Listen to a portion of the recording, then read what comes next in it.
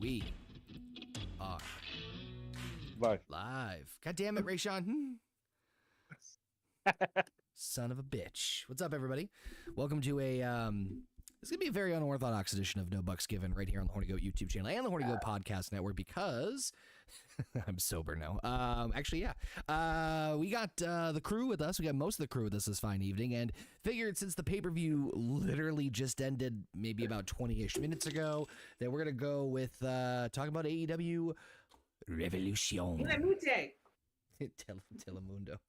I don't know if I want to review AEW Dynamite at all. Essentially, that's what Revolution was. Just No. an extended version of Dynamite. No, there was some good things on this pay-per-view, one thing. But that One thing. that one thing, Is that one thing got me? yeah, that dude. We'll get into it. What's I that promise. sentence? We'll get into it, I promise. That's another shirt. We'll get into it, I promise. It's happening. But today has been a day around the household here. We had really terrible winds today in the area that we live in. You could just say in Wisconsin. Well, yeah, in Wisconsin. It's not like it's a secret where we are. Right. But we have a wind farm. Yes, we have a wind farm. There's a reason there's a wind farm here. Winds just blow like a motherfucker. So we went shopping today. We were gone for like what, an hour and a half? Something like that, yeah. We were gone for an hour and a half or so. We got back and a tree was down. Like what did you call it? It's one of the main boughs of the tree. Thank you. I One like of the the main old boughs of one. the tree fell or broke off. By the way, if you can't tell, we got Rayshawn, JP, and Heather on the call. I'm sorry. Broke off and landed on not like on the corner of the roof of our house And our front sidewalk. and our front sidewalk. I actually went and blew that off today Whoa. when I got back. It's a full on. We don't need to we don't need to buy Blew it off. firewood for our fire pit. Did you take it out first? Did blow it off, yes. Yes, I did. Like he's blowing off this story.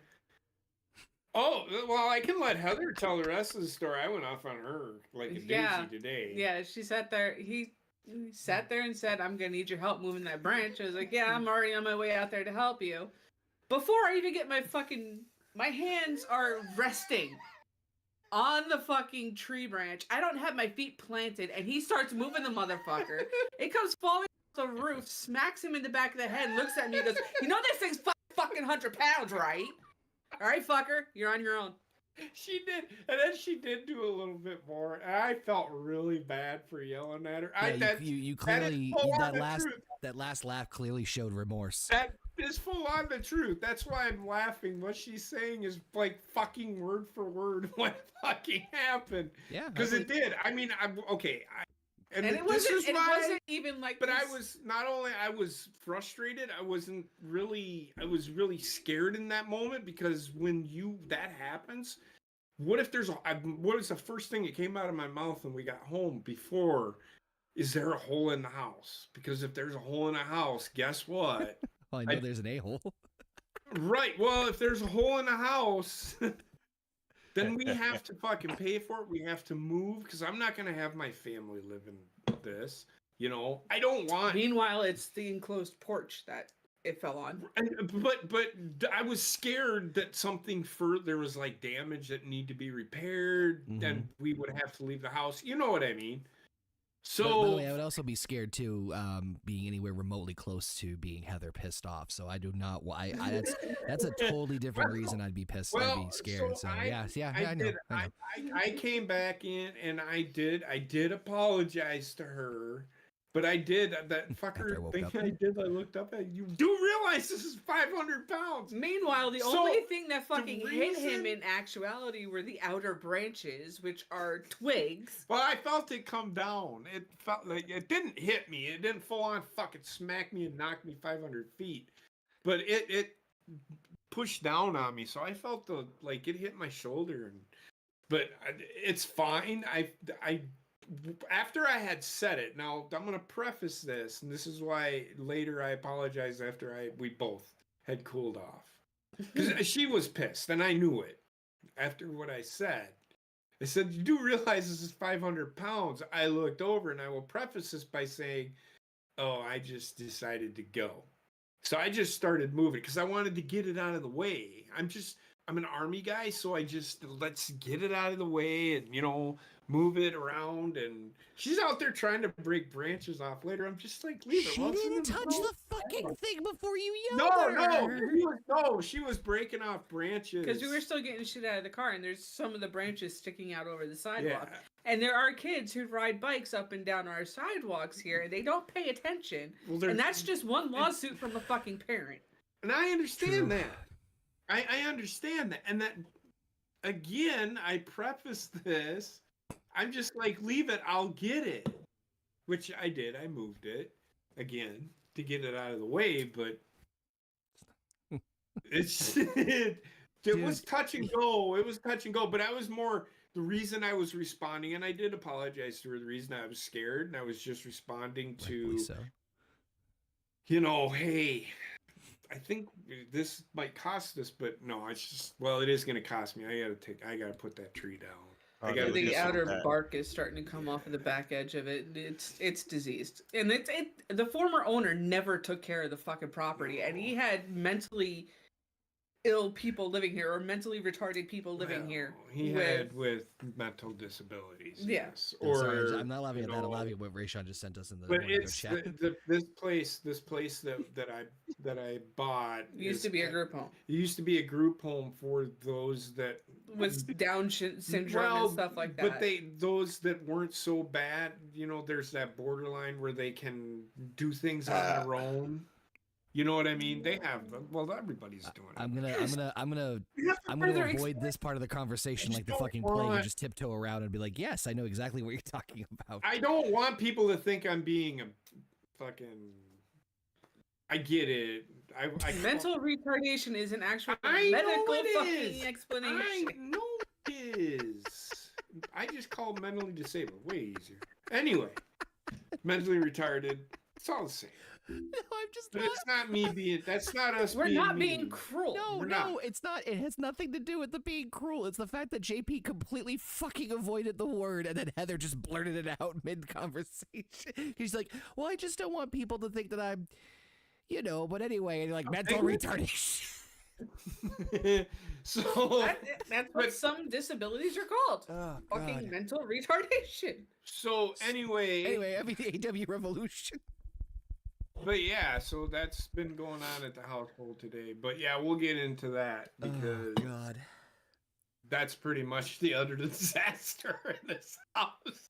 We'll get it. I've got some fucking zingers tonight, people. Wow. I hope you're along for the fucking ride. Go ahead, Connor. Just giving a moment here to just brace myself. What's up, Rayshawn? How you doing? I am doing well. I had a lovely weather today. We was in the 67 degrees, no sticks. It was almost 70 here, yeah. Yeah, it was pretty warm here. Pretty it was beautiful here. It's just windy as shit. Spring's poking its head around the corner here, like, hey, I'm coming. Yeah, no, this is Wisconsin. This is spring going, yeah. Yeah, we'll give you warm weather, but here's the wind for you, you fucking morons. Yeah, I think I saw later on in the forecast we're going back to 25. Yeah, so it's just like spring is. This is this northeast shit that I hate.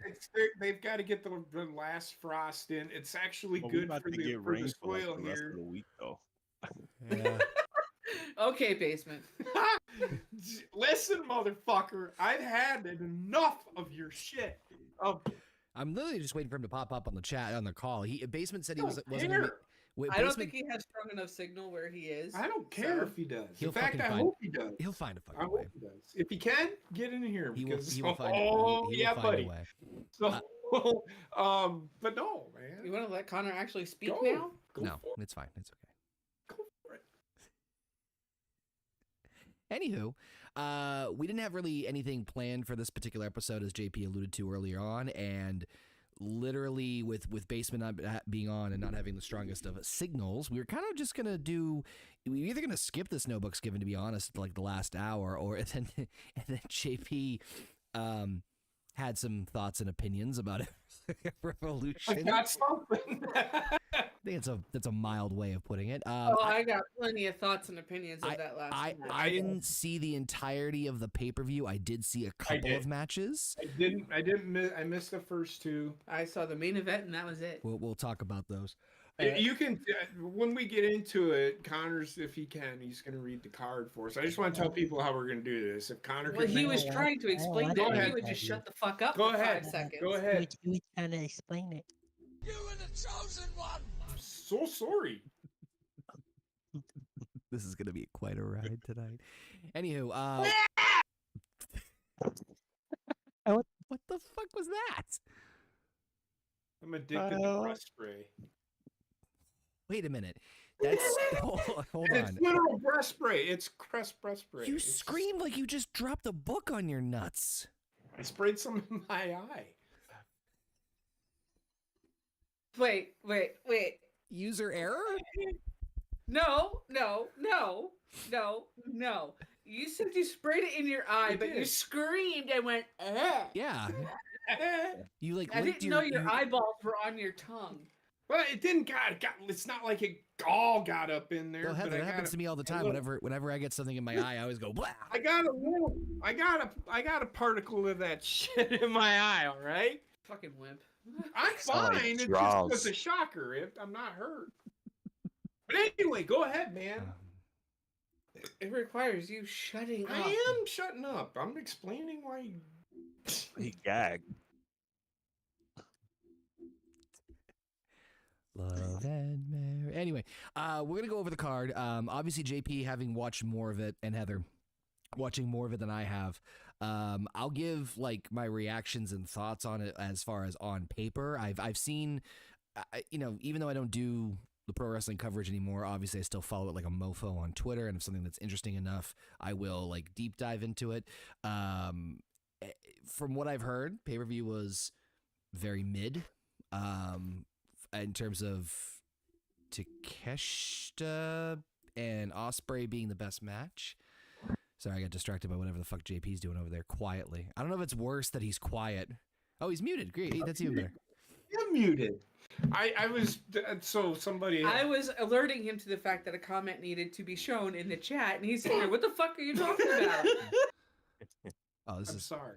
how we've been live, 15 minutes?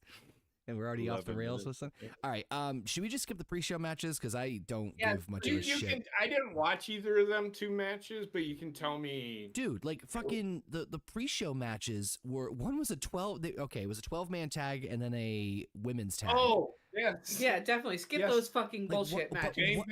Bang Bang Scissors Gang. Why? Hey, I yo. think that's what they're called. Yeah, It's why? Why they made so fucking dumb. That's how you get Billy Gunn on the show. Bang Bang Scissors Gang.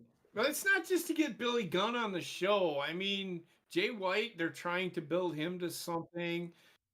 I think. I don't fucking know. Jay they White's don't not know on what the fuck Jay to do White with wasn't it. in the match. Yeah, he was. Which He's part of Blade that. Jade White? No. Yes. Yes. Really? They Yes. got him to a pre-show? Where?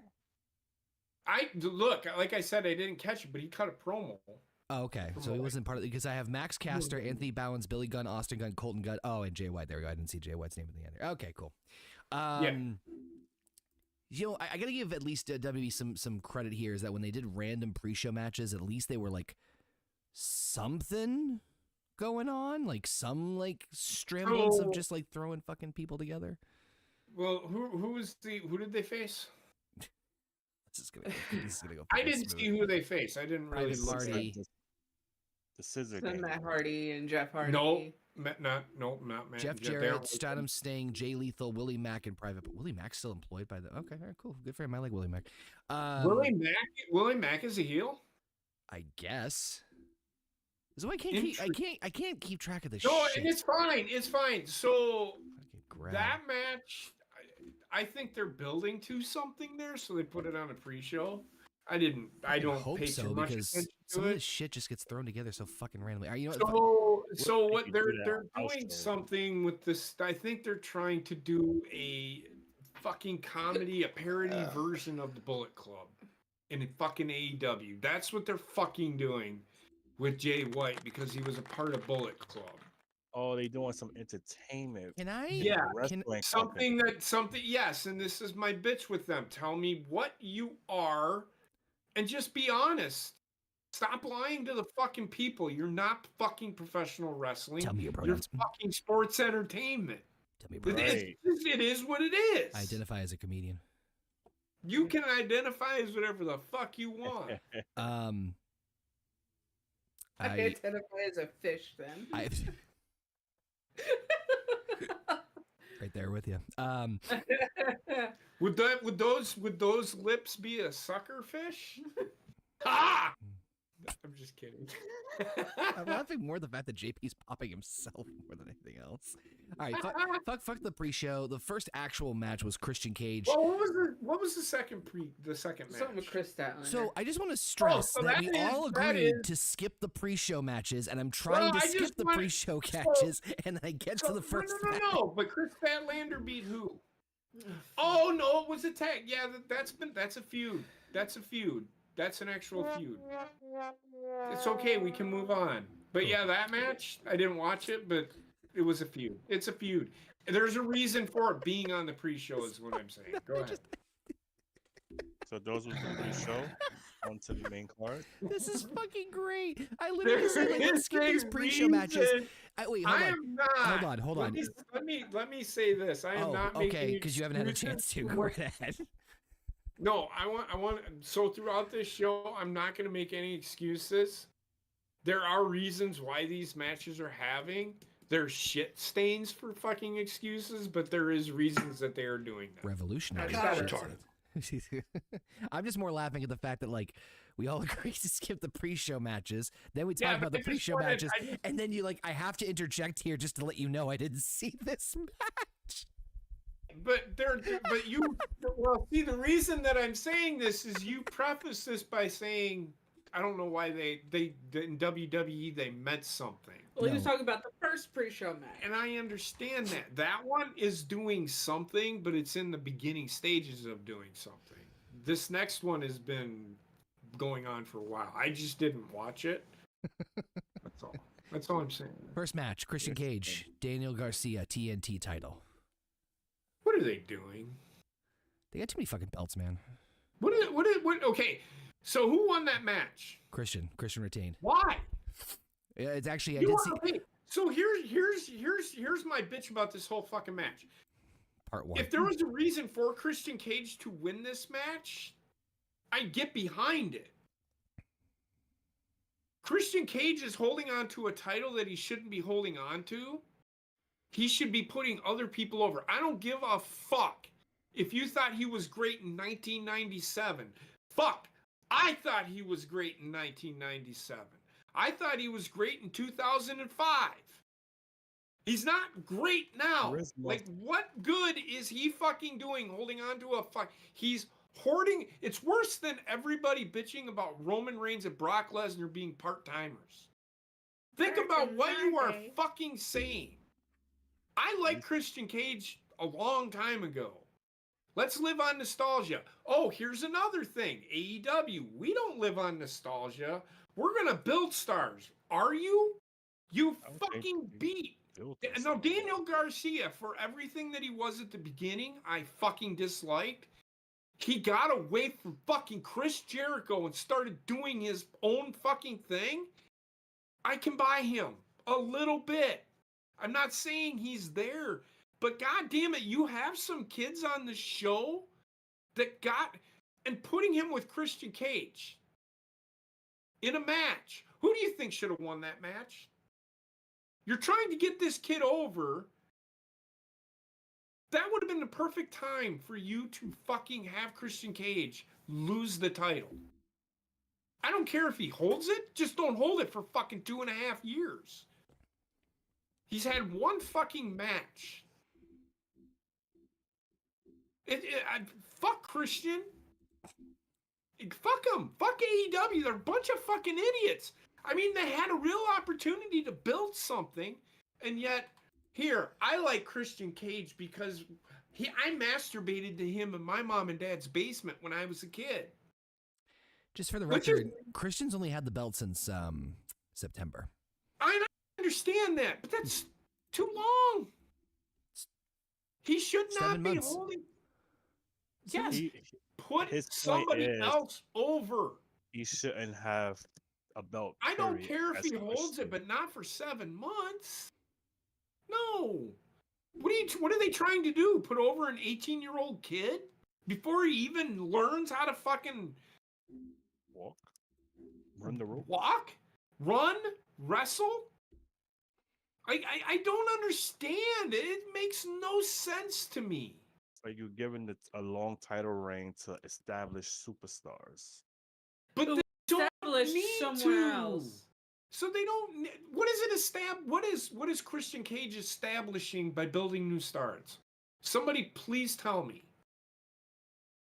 I'm asking. I didn't say that. Well, then what did you say? I said Tony It's Khan is great. given long title reigns to established stars already. Christian is the established superstar. But why does he need to establish? I don't know that. I'm not running that company. The title. He don't need to establish Christian No. Cage. Christian's trying to make the title important, and honestly, I would He's have. not. He's not. What I was going to say was, Uh-huh. I think Daniel should have won here, and I think Oh, of the common consensus that I've read online was also that he should have won, and I agree. And I agree that I think the idea is that with Christian getting the belt, especially now where you have 3, I'm just gonna say it, they fucking have 3 mid-card titles, and Well, Go They- ahead, they- Rachel. they Connor wasn't done. they have 3 mid-card titles the way I see it. They have the TNT, the Continental, and the International. Those are all. They should not be in the same like lumped in pool together. There should be some sort of differentiation with them. But right now, don't see it for the fucking life of me. Especially Kingston's, which I'll get to in a second. But And actually, you can count ROH's titles as their titles and AAA's titles as God, their fucking- titles as well because they own both companies. I'm Well, they getting, don't know AAA. I'm getting Yeah. sick of. This is coming from the GM of Ring of Honor. I'm sick of that shit. They're working CMLL. so they got a mid card title to that mid card title. They essentially have 3. Okay. Come on. The way I see it is they have 3 mid-card championships for the men. They have TNT, they have the International, and they have the what was the Continental title.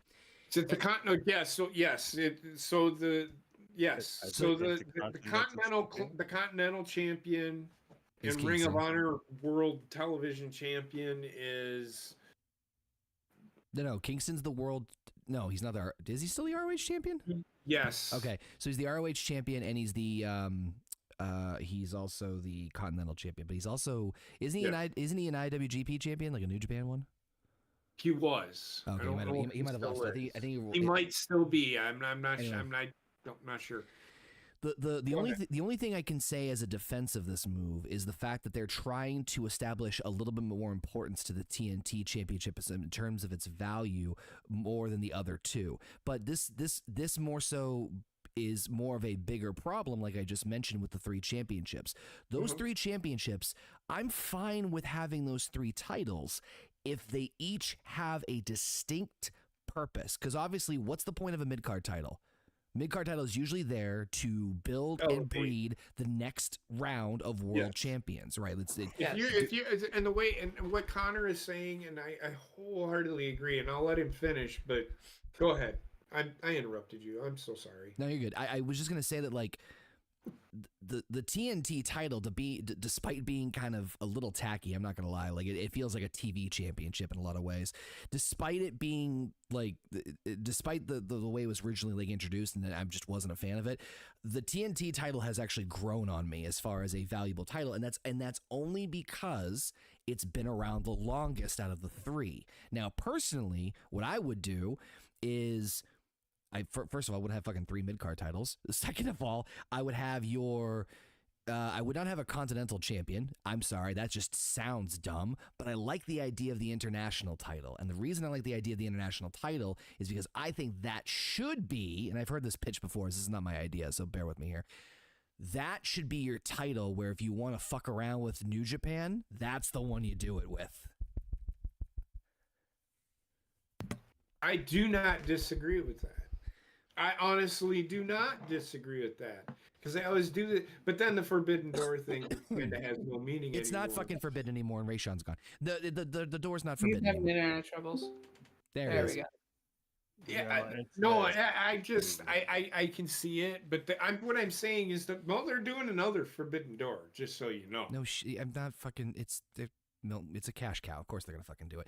Yes. Yeah. So, but it has no meaning or purpose anymore by Right. saying Forbidden Door. But I like Christian. I like what he's doing. I like his heel run. I like the entourage he's got going on. I actually really enjoying his run in AEW right now.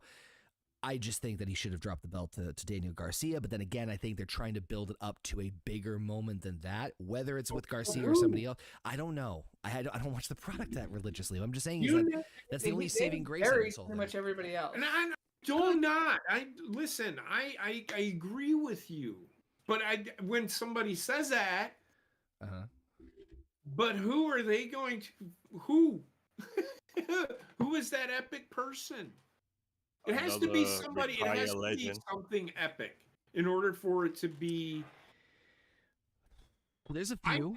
You want to know who I think should have been TNT champion for at least a little bit of a run? Who? The guy that fucking retired tonight. No. You want to give that fucking belt prestige? No. I would have fucking done it. Nope. I would have fucking pulled it. Not saying he would have fucking held it for fucking 5 months. No, if anything, I would have put the international title on Sting. Not the TNT. The TNT title, I visually I associate more mentally with the X Division title more than I do anything else. But my point is they wouldn't have had to have fucking done this. In order, you're not building anything. You're just making Johnny or Christian Cage look like he's unbeatable. Like, are they building Christian Cage to be the fucking world champion in AEW? Because if they are, I don't know if I want to fucking see that. No, the world title already has its own fucking. The world title's already got its own curses going on. But I think that it's a bummer that Cage retained. I would have been much more happier with Daniel Garcia winning the belt. But without knowing where the trigger pull moment's going to be, which it's going to be somebody beating Christian for the belt. I swear to fuck if it's Adam Copeland, I'm not. It just no. They already did that once. I know they did in December, and I don't want to fucking do it. No. It needs to go to a new rising star. And if you don't fucking believe me, Takeshita versus Ospreay is fucking clear evidence of that they need to start investing in newer stars. But anyway, not knowing where the trigger is going to be, where they pull it, it has to be Christian losing the belt at some point to hopefully another young rising star. So I can't shit on it yet without knowing where the trigger point's going to be, but that's got to be it. We're just going to figure out who the fuck it's going to be. They better figure it out quick. Because I don't know for how long they're going to fucking keep Christian Cage. What about you, Ray Shizzle? I feel that they shouldn't even. I mean, I agree with you, Connor. I'm about to say the same thing you're saying. I don't think they should be investing their time and effort on wrestlers of the past and give them title reigns, especially if they're not going to put. Then you agree with me. You don't agree with Connor. Okay, then I don't agree with you, Connor. No, he's agreeing with both of us. I know he's appeasing, and it's okay. I mean that in a good way. He's not trying to tell either of us that we're wrong. And I will say this, that is probably where they're going with this, Connor. It's just why continue it? And I understand why they're doing it. Why do I think they're doing it? For the exact same reason you said. I really hope they don't go all the way to All Out or All In, whatever the fuck one is at Wembley. I don't think it should go that long. The next one's in London. How many people really? Yes, I think so. Fuck. How many people held this title already? The TNT title? Hold on, I have that pulled up. Cody Rhodes was the first one. Yeah, hold on. There have been hold on one second, I have the history here. There have been 22 TNT champions. They should have used that title. This is their version of the TV title. And it should have been from the get, and it wasn't. which is a bummer. Yeah, this should have been introduced later on. But anyway, They should have introduced, and I do agree with Basement. They should have introduced this mid card title, and then moved on, and the Continental Championship. Then I could then agree between New Japan it's a pretty and decent AEW. list of. It's a pretty decent list of champions. Now that I'm running through the list here, I mean, you got. But your TNT title is always that next step, and that's the way the NWA used to do it. The United States champion was the second most prestigious champion, right? And again, and so in the way that I remember, I'm sorry, Connor, because it popped in my head what I actually wanted to say about the TV title.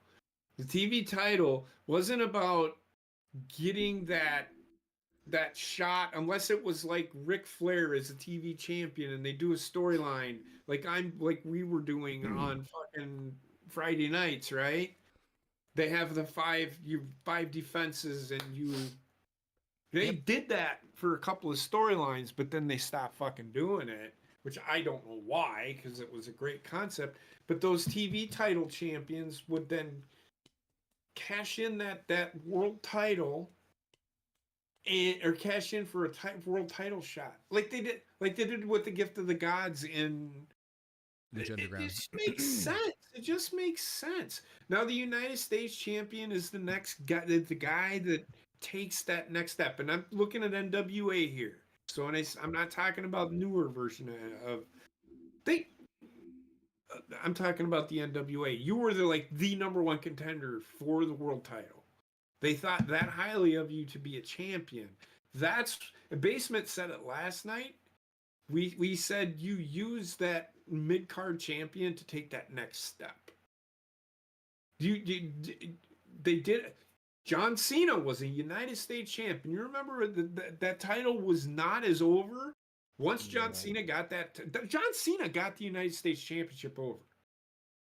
After I thought it was Orlando Jordan, but okay. No. You asshole. No. It was John Cena got the United States Championship over. And am I wrong? You're not wrong. I mean, you look at it, it was there and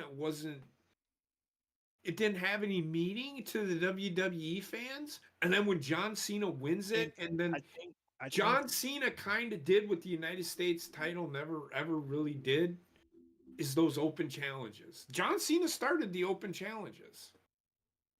It was great. That's how you build a mid-card. That guy, when they put the title on John Cena, he got that title over. Oh, you talking about the John Cena time is John one of the Cena- few people that I know in wrestling where if you put the title on him, he's more over than that title is. Which I'm talking mid-card title. If you put a mid-card title on John Cena, he's more over than that title. Well, yeah, because Does that make sense to everybody? Yeah, I'm just saying this is the level when John Cena won the United States title the first time. That's time. what I'm talking about. That's what I'm Big Show? talking about. He got that title the fuck over. Well, he was already over, and Big Show was a heel, and When he first won it, I think he was the Thugonomics guy, right? Yeah, he was a Dr. Thugonomics, but he. So was, I'm probably talking. No, he wasn't. Yes, like he his was. open challenges when he wasn't the world champion. He would be the mid-card guy. But that title, people didn't really give a shit about the United States Championship, and then they put it on John Cena and he got the open challenges for the United States Championship. Although John Cena is a mid-card wrestler with fucking main event talent everywhere else, which is why he was a main event guy. He didn't need to be fucking... Name me a WWE superstar, not named fucking Bret Hart, that had 5 moves of doom and wasn't over with wrestling fans. Name me one guy. That had 5 moves of doom that wasn't over? Yes. Jesus Christ, that's every fucking jobber. No, I'm talking about being like the guy in wrestling. Hulk Hogan had 5 moves of doom. Stone Cold, 5. You get where I'm going with yeah, this. that's okay. The points of your conversation are kind of lily padding a little bit here. So let me back up for a second. Lily padding. I'm lily You're padding. hopping. You're hopping, which is fine. I'm not saying you're wrong on anything. It's just that you're going from different point to different points. Let me back up for a second here. First off, I think you're blending Cena's U.S. title reigns together. The first runs that he had with the U.S. title, he had two, which was when he won the belt from Big Show in WrestleMania 20, and he turned full. Yep, in 2004, he turned full babyface. He was still doing the Dr. Thugonomics. No, he was not. This was the beginning stage of the "You Can't See Me." It was the chain gang. I was about to say, yeah, it was kind of like just at the tail end of the Doctor of Thugonomics. I mean, he's still doing the raps, but once he got that title on him, they turned him babyface. Well, they were already sort of teasing him babyface before. Yeah. But anyway, semantics. The open challenges didn't happen until he won the U.S. title his third time, which was like 2015, like 11 years later. Because that was when he won the U.S. title. That's when he had the open challenges with like Kevin Owens and Sami Zayn. And that's when Rusev got over. And that's when Rusev was doing his stuff with Cena. And the only thing with that is that when John Cena had the U.S. title the first time, or first two times anyway, it was beneficial to him because what that was doing was legitimately doing what those championships should be doing, which is grooming them to be world champion. So he had a plateau or a plane that he could play around with the U.S. championship, because remember he feuded with like Rene Dupree, Booker T, Carlito debuted, Voldemort. But and then he transitioned out of that, and he went literally from WrestleMania 20 to WrestleMania 21. Most of his time was involved with the U.S. Championship, which is how it fucking should be. Yes. Anyway, the open challenges, that's when it became an issue of the man being bigger than the title, which it should not be the case. No. That's why John Cena never had really long runs. I don't think he did. Maybe his first run was pretty long, but the second run, it didn't last that long. No, the last little tidbit I'll say here, as far as an example of somebody who is making a title worth a damn, and it's kind of ironic because like we weren't really paying attention, all of a sudden just fucking blew up. It's fucking Gunter. Gunter's been doing a great job of making that IC title worth a thing. But anyway, now I'm lily padding. Anyway, point is that with Christian with the TNT title, I'm fine. I'm fine with Christian being TNT champion. I would have wished Daniel Garcia, but personally, I don't think they should drag this all the way out to All In London if that's their next show, which I just wouldn't do that. I would do that somewhere in between, because for me personally, I think Christian and fucking Adam Edge are going to be fighting at All In. And I understand that. I'm not saying I'm looking forward to it, Heather. I'm just saying I think that's what's going to happen. No. Adam Edge? Who's that? He doesn't call himself Edge anymore. He calls himself Adam Copeland. I feel that Edge and Christian can edging fight right now. They could fight, but they don't need to be for the title. No. So you don't know. See, and that's the problem that I have. It's going to go from one old fucktard to another old fucktard. I don't care. Another old fucktard who's always injured. Yeah, I would rather Edge fuck over Christian and have the title go to a new person. I don't mind if Edge fucks over Christian, and the title but have somebody else fucking win it. That's what he was just saying. Dude, I'm sorry. This is gonna be a fun stream. No, it's fine. I didn't realize you were gonna say the same thing. Got it.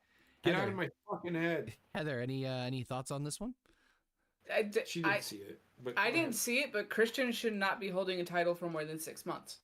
No. I mean, technically, he lost it to Edge for a night. But still, he lost it. Edge was the shortest ever fucking champion. 1 night. He's probably shorter than fucking goddamn fucking. What's his name? Yokozuna at WrestleMania 9. Oh, yes, in 1993. Probably about that long. But anyway, speaking of those mid-card championships, the next matchup was Eddie Kingston against Bryan Danielson. For apparently all the belts were on the line, so it's all three of them. So Kingston is still the AEW Continental Champion, the ROH World Champion, and the New Japan Strong Openweight Champion. Wait though. There was another stipulation. If Kingston won, Bryan Danielson had to shake his hand. Correct.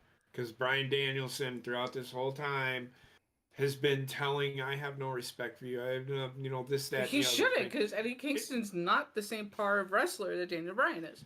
But Daniel Bryan put him over tonight, As he should have. as he should have. What's the Go ahead. infatuation of Eddie Kingston? I don't see. I don't see it either. So I never saw it. there is. I like him. I don't mind Eddie Kingston. I honestly do not mind Eddie Kingston. So Eddie Kingston is your extremely poor man, Stone Cold Steve Austin. I was gonna say Mick Foley, but okay. I was gonna say that. Well, too. that too. He's like a combination of both. He's to a be heel honest. mankind. Like, he doesn't apply. He doesn't abide by the rules of the people that he works for. That's the way he was built. I'm sure he gets this all So the time. That's where I get the Stone Cold from. The Mick Mhm. Foley part, yes, I can completely understand. Actually, truth be Don't told, like I was about to say, truth be told, if I'm going to compare him to anybody, and I hate to do this because I'm sure everyone has fucking said this and already said this to his face, he does remind me a lot of Kevin Owens. A lot of Kevin Owens in terms of Kevin Owens is more talented though, there's- both on mic and in There is a ring. huge. Well, let me put this. Let me explain why that pops into my head. If you were to pair Kevin Owens in the same group of like world champions, right? Kind of like what Heather said. Kind of like what Heather said about like Bryan Danielson shouldn't show him respect because why would he? He's not in the same like class. Agreed. I feel like that's sometimes the same way with KO, where like if you look or hear this person, you wouldn't think of them as being like these like mega class like star athletes or like world champion material. You see them as these down and dirty brawl and bruisers who can like come up with a quick whip every once in a while. And yes, I do think Kevin Owens is better than Eddie Kingston, but I clump them together in terms of the same lineup. Like obviously it's kind of the same thing of like, oh, you never. I mean, I know he's been a world champion before, but like I can't picture Kevin Owens as the world heavyweight champion. I know he's been universal champion before, but I feel like Kingston's in that same kind of vein where it's like, there's no way the company would back him and make him world champion, blah blah blah. But that being said, I like Kingston a lot. I don't know, Connor. I A just bit don't because his see mic it. work was really good until the exploding ring. Well, that's okay. So that was. I know he that explained wasn't it per storyline, but that wasn't his fault. I'm not going to fault Eddie Kingston for carrying through on a storyline because Eddie Kingston sold it like he should have. Cool. You keep talking. I got to piss. Woo. So I think Eddie Kingston sold it as he should have. The popcorn fart was the fucking fireworks. That was the popcorn fart. What I mean by that, if y'all know what we're talking about. we know. Yeah. No, but I'm just saying We know what popcorn fart means too. they can't really do that inside of a. If it was outside, I could see them doing a little bit more than what they did. You would probably have like It was at Daly's place. It's an open air arena. well, then they could have. Well, I didn't know that. I didn't know that. And WWE Are have you sure that's a pay-per-view?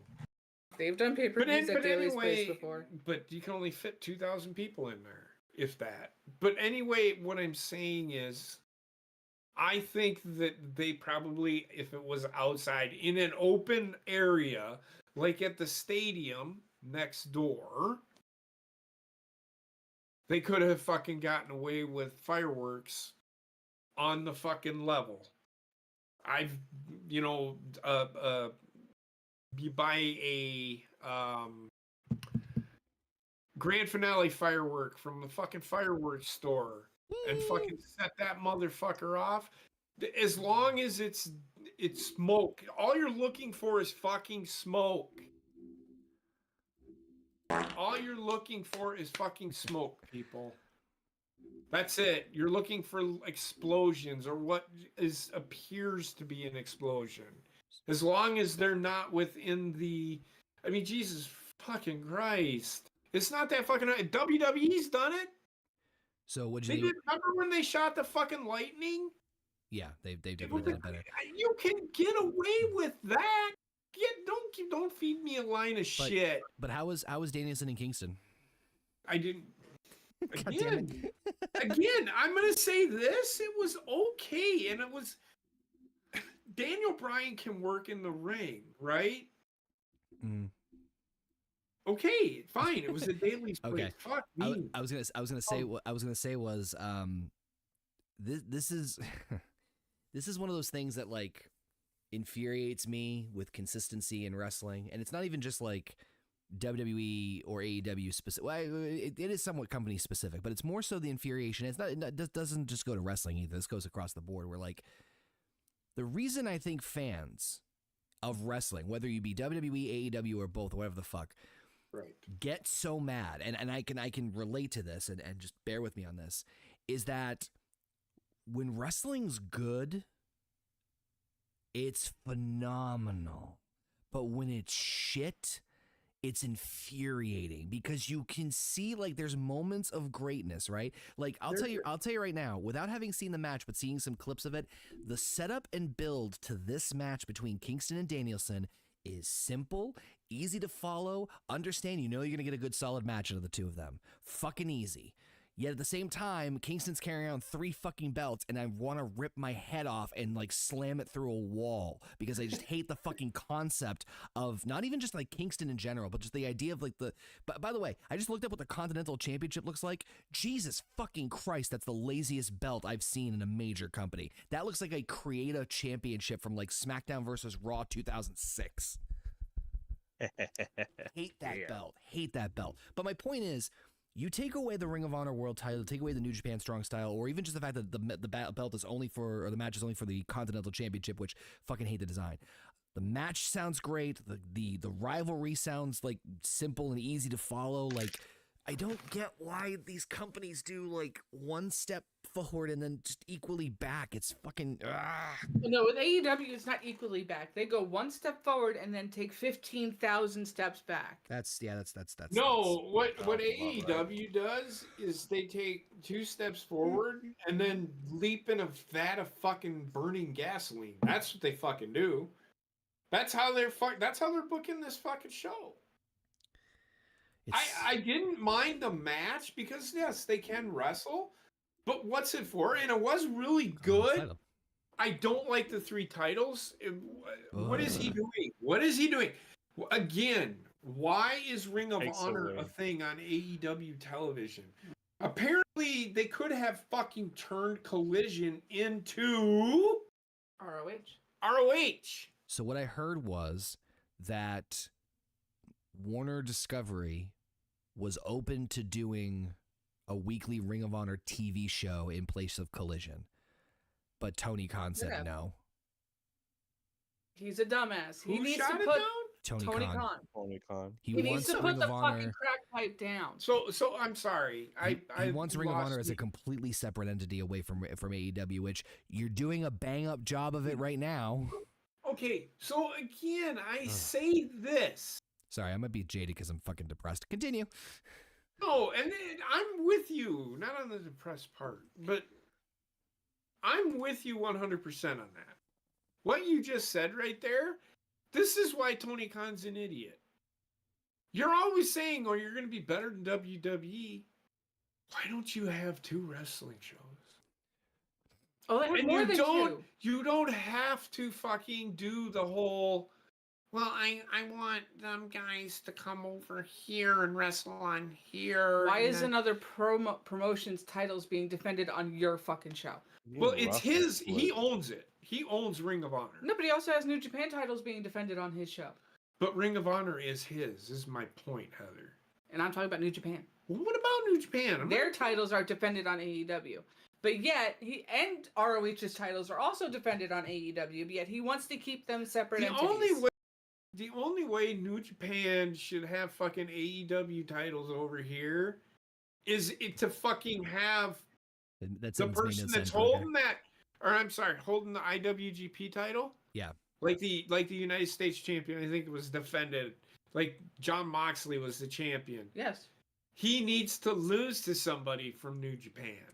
So that's the only reason that fucking title is like you could book because they did it back in the fucking 80s and 90s. The world champion.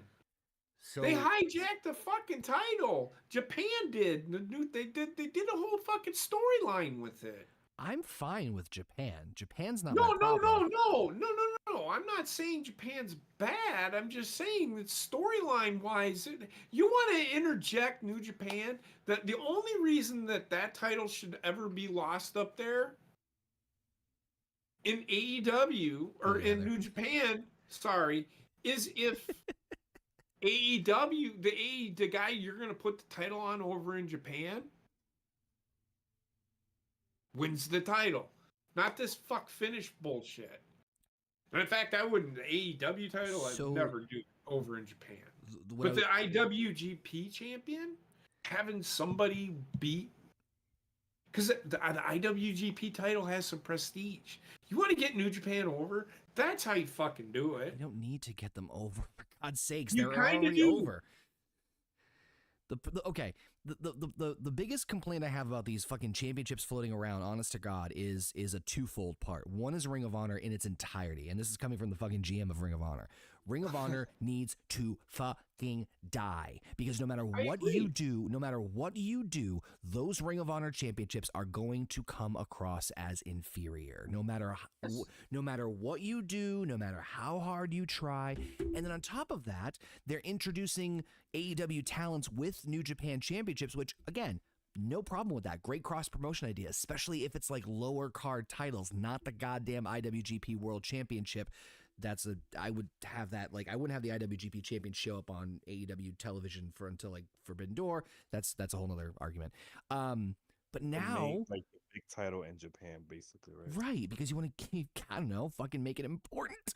But like, when you're mixing all these things together, it becomes very confusing for like somebody who's like wandering in. So fucking Eddie Kingston is the champion at technically two separate promotions, and it's just like it's infuriating because I get you. you guys heard about this on my fucking rant when they were making the announcement of like, oh, Eddie Kingston's putting all 3 titles in the line. It's like, I hate this idea so much because you just threw complete predictability out the not predictability out the window. You threw unpredictability out the fucking window, because either Kingston goes to the finals and loses or wins, and it's like a no-win situation no matter what you fucking do. I hate the idea of all these goddamn titles on this goddamn show all the fucking time. Simplify it. Anyway, I agree with you. Kingston should have won. Good, cool. Speaking of titles, All-Star Scramble match. What the fuck is this? I have no idea. The championship scramble match. Yeah, so I think whoever wins gets the title shot. yes, which was won by Wardlow. He beat Jericho, Powerhouse What's Hobbs, gonna happen? Lance Archer, who apparently still employed with the company with Jake Roberts. Didn't know that was a thing. Hook, Brian Cage, Magnus, and Dante Are you fucking kidding me? That was the... Oh my God. They still try to work on Wardlow and get this guy Not over. work on him.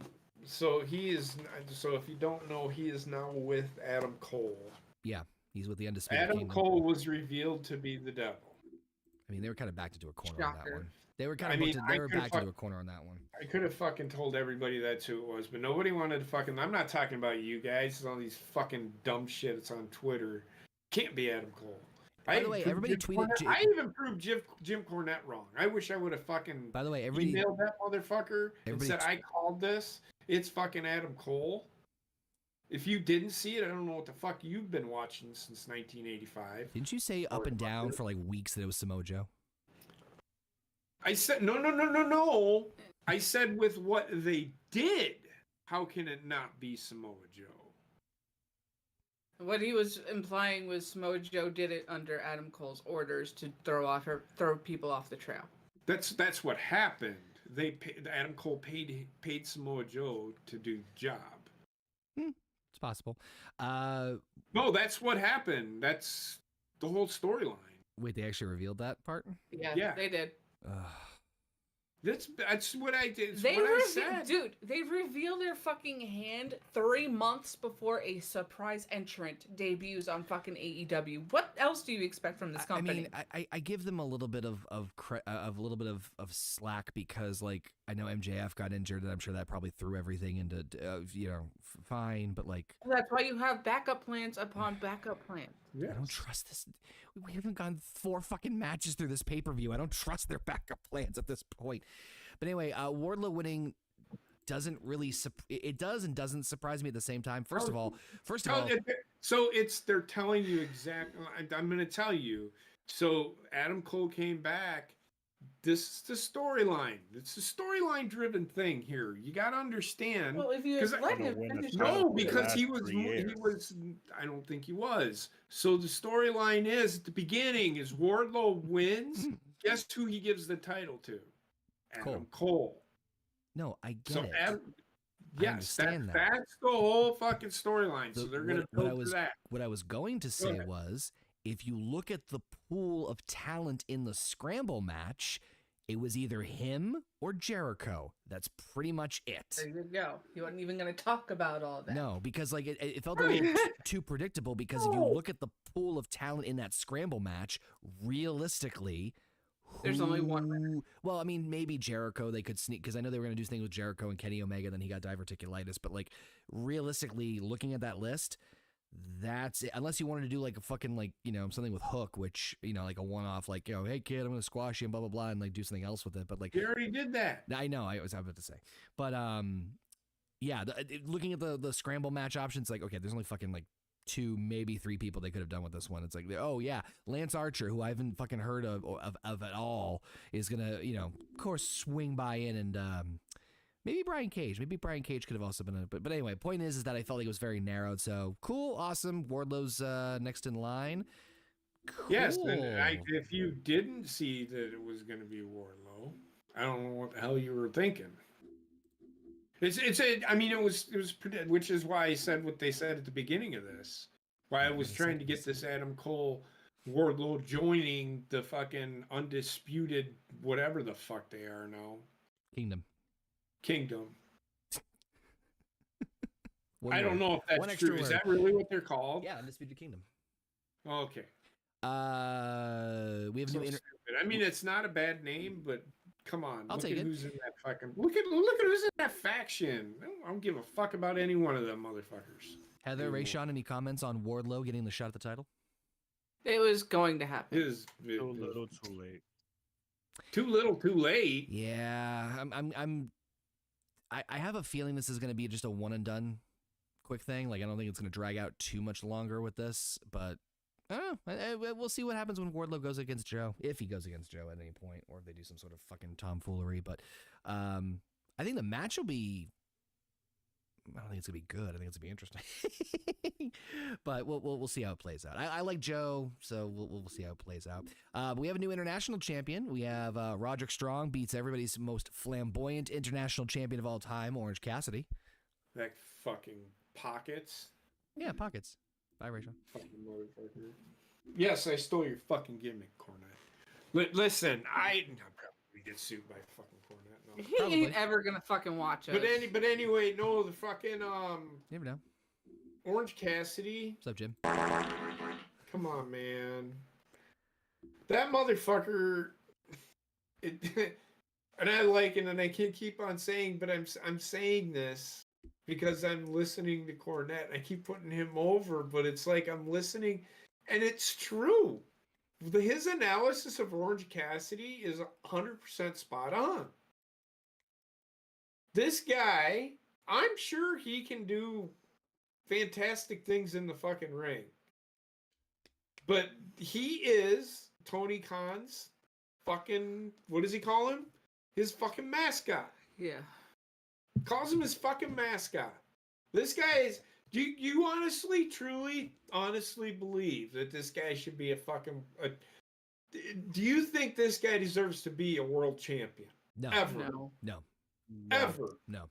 Well, apparently Tony Khan thinks this guy should be a fucking world champion. That's because Tony Khan gets high and hears one audience member go, "Yeah, Orange Cassidy." Yeah, I'm gonna suck his dick for the rest of his life. I'm not lying. I think that's what Tony Khan is trying to fucking do. I can see him as TNT champion, 1000%. could see him as I TNT could see champion. him as the fucking ring put together. He guy. was the TNT champion for a while, wasn't he? Yeah, no, I don't. Well, yeah, I think. Hold on. I don't think he I think he might was. have He been. did have a championship that he carried around in a fucking backpack. Oh, that's the international title. There we go. Oh, it is But the he's still the champion. And he carries it in a fucking backpack. I think he lost it, and then the next week he fucking won it back. I remember Jericho and he lost carries that. it in a backpack. Yeah, he carries that motherfucker in a backpack. No, Orange It's a Cassidy fucking has. belt. Orange Cassidy has never been TNT champion. Okay. So the only thing I was going to say about this is that like when it comes to Orange Cassidy, I feel like they got it ass backwards. Give Daniel Garcia the international championship and give Orange Cassidy the TNT title, because the TNT title I can see is more as like, not that it's not a workhorse title, but like I can see that one being more of a Joke bit of a title, because that's what Orange Cassidy is. I was about to say like a revolving door title.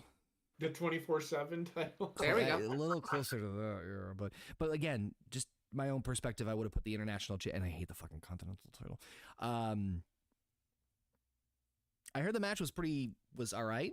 Didn't hear anything. It was like anything too crazy, but I did hear that Kyle O'Reilly came back and just thought when they were going to join the Undisputed Kingdom, apparently he attacked Roderick Strong, so he's babyface now. Who the fuck knows? Yeah, I don't keep track fucking anymore. know. As Basement says, this pile of shit here. Yeah, no kidding. No fucking kidding. Hey, look, I didn't see that part because I was. What Sensing was I pattern doing here. about this? You were time? making dinner. Oh yeah, I had made supper for Danielle. Oh my god. What? I made supper for Wendy. There we go. Go to I bed. got two Wrong kids, daughter. Wrong daughter. Yeah, I She's 30. She can do. was her gonna own say I was shit. 7 years old and I gave birth. What? My daughter from a previous relationship. Let's calm the fuck down, people. Relax. Heard this matchup was pretty fucking good between the Blackpool Combat Club, which I'm still surprised they're calling themselves that. No, it Against wasn't. FT. Of course It it was. wasn't. It wasn't. To start off with, fucking Moxley and his team came out dressed as LOD.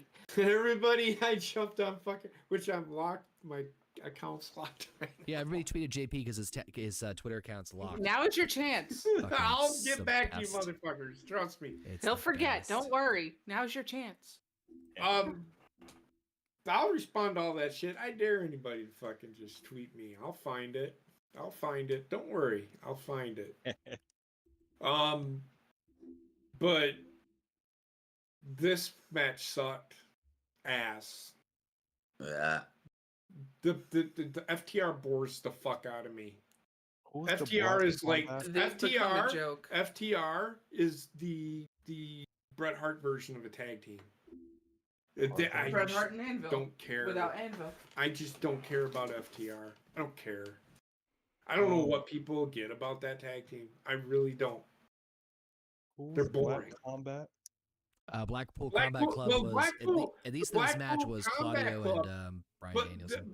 but I jumped on Twitter John and Moxley.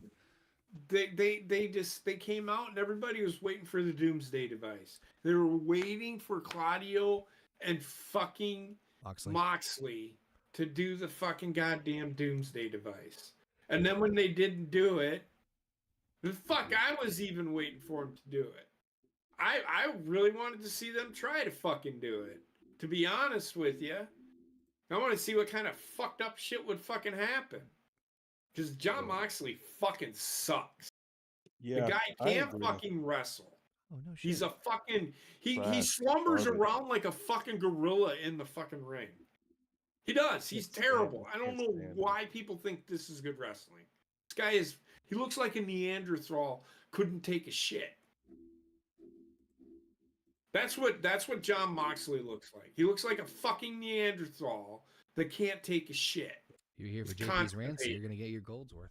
Look at Um, his facial expressions. He looks constipated all the fucking By the way, the time. Blackpool Combat Club consists right now of Claudio, Wheeler Yuta, John Moxley, and Brian Danielson. I don't know who. Say that one more time. The That was Joey Blackpool Combat Club consists of Wheeler Yuta, Yes, Claudio Castagnoli, aka Cesaro, Cesaro. Brian Danielson, and John Moxley.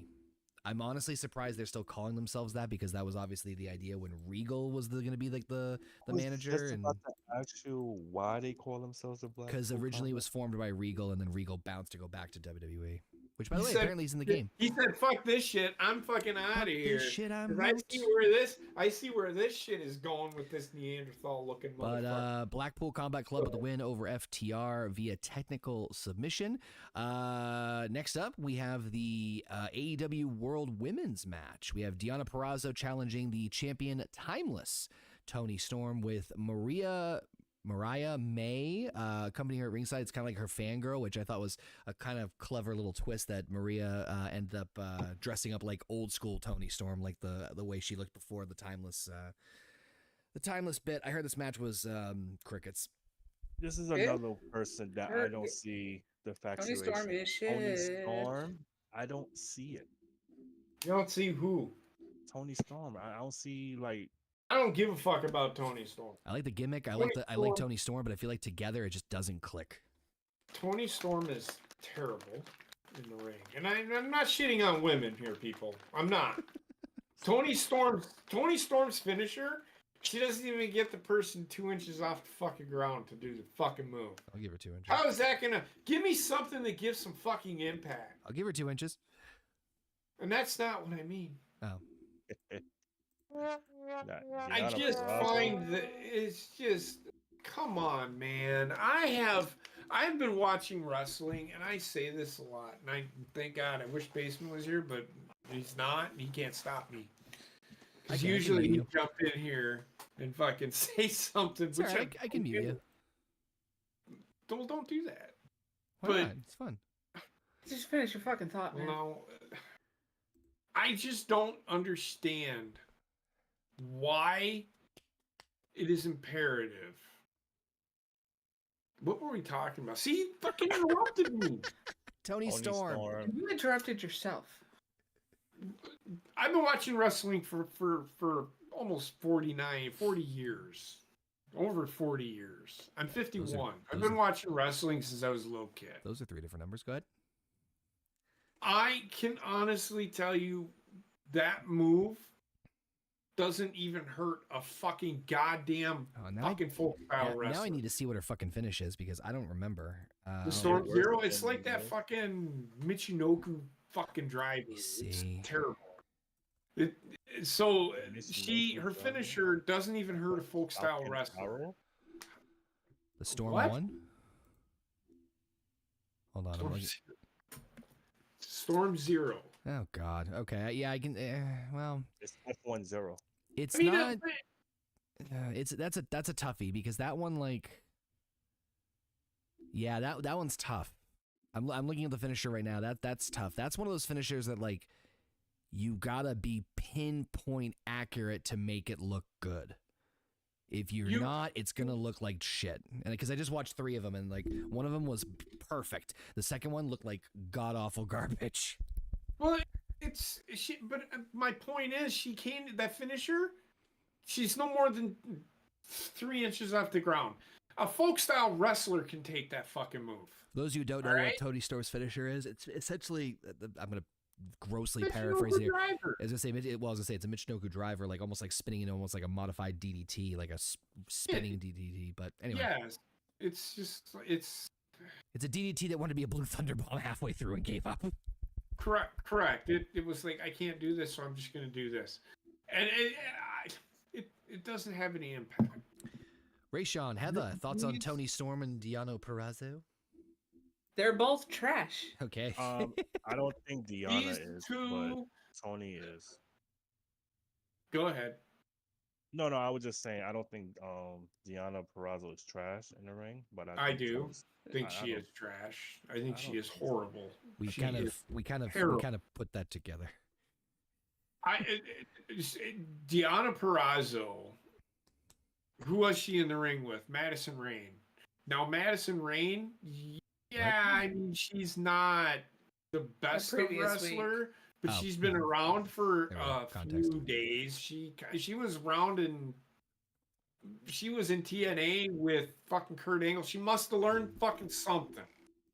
Okay, 'Cause she was around AJ Styles and all them fucking guys. So she might have actually learned a little something. She's like 40 some fucking years old, whatever. But fucking Deonna Purrazzo did a fucking DDT or whatever the fuck that shit was, and she full on landed on her fucking head. Deonna Purrazzo is a botch fest waiting to fucking happen. So Well, clearly, that's why WWE got rid of her. yep. Go ahead. Everybody shits on fucking Nia Jax. Deonna Purrazzo is 10 times worse than this fucking. I'm sorry. I'm sorry. I wouldn't say that. I wouldn't say that. I think Nia Jax is. I'm gonna say it. I'm Alright, gonna you say can. it now. He said it. So the last three matches are probably the most most pivotal and the most have the most weight going into this, which was Ospreay and Takeshita, the Triple Threat World Title, and then of course Sting's retirement match for the AEW Tag Team titles. Ospreay and Takeshita, I saw on my Twitter fucking explode at how good of a match it was. So I saw them 5 two- stars across the board. I heard it was fantastic. I actually watched this match and it was damn good. Pretty good. It was really good. I don't know about the psychology in the ring, wasn't quite there. But as far as wrestling acumen goes, this is what I want Will Ospreay to be. I don't know how much flippy shit he really did tonight, but at least he's 230 pounds and can do this shit. And he shows that he can have him, it looks impactful. Fucking don't stop him from doing it. Just stop him from doing fucking what happens later on in this fucking godforsaken show. But fucking Takeshita and Ospreay, fantastic. That's what I remember New Japan being. Just nonstop action. They didn't stop fighting. Mm-hmm. I enjoyed the shit out of this match. If AEW would give me that, I might watch it. But if all I know is I'm gonna watch Commander do fucking, hey, look at me, I can get on a fucking balancing fucking rope and fucking Do an Irish jig. keep doing Irish jigs for fucking a half an hour. Like, I don't care about that. But what I seen Ospreay and Takeshita do tonight, I think they can build around that. AEW could and actually make it mean something. Will they though? We'll see. I don't know. Heather, That's Ray Sean? That's the best you're gonna hear me talk about AEW all night. All right, Heather, Ray Sean, your thoughts on Or this? probably ever. Honestly, when it comes down to is, I only watched the main event. We'll so. wait for that shit. Yeah, wait for that one. I mean, Oh god. do you But expect? I'm sorry, I thought you was done. no, I just Ospreay, if he gets away from the flippy shit so he can save his body and go for a longer career than what he was projected to have if he kept doing the flippy shit, I feel they should be pivoting. Word of the month here. Yeah. The AEW should be pivoting to be focusing on Ospreay. Now the floor is yours, Ray Sean. The other dudes from Japan. Yes. Okay. So my comment for this match: what do you expect out of 2 people from Japan? That's it. Okay, fair. Everyone said it's 5-star match, right? What do you expect? In the bag with the lemons on the counter. I'll be right back. Just give me a second. So, a theme of this show and a theme of AEW, and this is something I've said about, I'm sure I'm not the only one who's also said this too, but this is a very pivotal show that I hope showcases this, and I think the ending message is hopefully will stick with people, especially with Sting's retirement. But this, to me, is the telltale sign with Takeshita and Will Ospreay. There are your 2 stars to build in the future. Yes. 1,020%, or at least Will Ospreay. Again, I know Takeshita's New Japan, but the point being is that one thing that I've sensed in like 3 matches in this pay-per-view is the idea of it's time to start working on those original talents that you said you guys wanted to build so badly. Yeah. That's why I mentioned it during the Christian Cage match. That's why I'm mentioning it here with Ospreay and Takeshita. And it's why I'm also going to strengthily respond and reemphasize that when we get to the main event. But Ospreay and Takeshita was fucking fun. But I hope that this, like I said, I hope this pay-per-view is a pivotal wake-up call to Tony Khan of like, hey, so it's now time There's to your start future. cycling. It's now time to start cycling out these old guys. Now let's get like maybe it's just me. He's not gonna I'm think that way. what? He's not going to think that way. Not right away, no. But yeah, honest to God, and I know this might be an unpopular opinion. I'm good if Jericho stops. I'm good. Like Agreed. he's done everything he needs to do. He has no other reason to do it. If he wants to do it for fucking funsies, then have him do it for funsies. But like, I'm good. Jericho's done everything. Make him the first AEW Hall of Famer, but other than that, I'm good. Yeah. Like you said, again, he has something here, but is he going to apply it, or is he just going to? We'll see. Triple threat match for the AEW World Title. Samoa Joseph defends against both Swerve Strickland and Adam Hangman Page. Now, I did see some of this match. This one I did not see. Joe won via submission. I can't tell who he did. Was it Page? Was it Page he choked out? I can't tell. But the thing that I heard the most about this was that Swerve was treated as the clear babyface and Page was treated as the clear heel. JP, you alive over there? Did he shit himself? What just happened? What the fuck did he just do? What is happening? We got the Neo, right? Yeah, the drink flavored thing. water shit, yeah. Yeah. Lemonade? Yeah. He just squirted Like half the bottle. 3 big giant squirts of this. Because I couldn't see. It's clear. Meanwhile, it even says on the label, Yeah. clear. Clear. So now That's what he they're gonna is be yelling- basically drinking just straight lemon juice. That's what they're gonna be yelling when they fucking hit the defibrillators on him later. Goddamn. JP, you fucking almost like screamed at me when you like sprayed something into your eye. You think that was a good idea?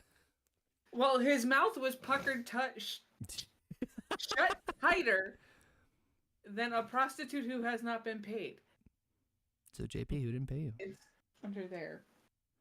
Anyway, Joe retaining I think was definitely the right call, and I like the fact that they're Oh, I want to talk about this fucking stupid shit. Oh fuck! I was hoping we could just skip by it and No, get to the main no, event. no. So this is where the show went to the well, if it already hadn't gone to the fucking went in the shitter. This is like watching Ready to Rumble actually in a fucking porta potty. it's like drinking lemonade. Listen, this match, Mm-hmm. I called what was going to happen in this match. I mean, who couldn't see it coming? They're still going to continue this feud with Swerve and fucking Hangman Page, except now Swerve is the baby face and Adam Page is the heel. Yeah, I'm all in favor of that. I love Page as a heel. I'm not. I don't want to see this anymore. The only person that should be a heel and good on him is Swerve. So Yeah. what was the point of this triple threat? No, match? To they're establish flipping Swerve as it. a babyface and Page as a heel more. Broke into, and They could have did that. any without normal human being would feel sorry for Adam Hangman Page. Any true wrestling fan would feel for Adam Hangman Page. When they say his name.